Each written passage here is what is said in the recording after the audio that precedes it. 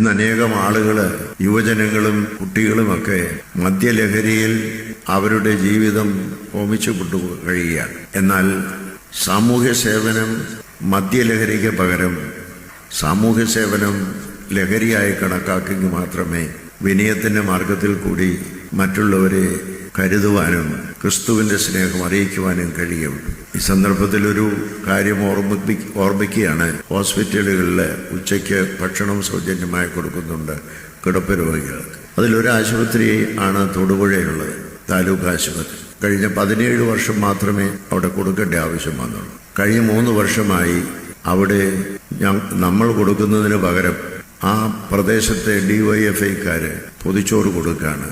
കഴിഞ്ഞ 3 വർഷമായി ഞങ്ങൾ അവിടെ അധികൃതരോട് പറഞ്ഞു, അവരെപ്പോഴെങ്കിലും വയ്യ എന്ന് പറയുകയാണെന്നുണ്ടെങ്കിൽ നിങ്ങൾ ഞങ്ങളോട് പറഞ്ഞാൽ മതി. പക്ഷെ ഇത്രയും കാലമായിട്ട് അവർ മുടക്കം കൂടാതെ കൊടുക്കുന്നുവെന്നാണ്.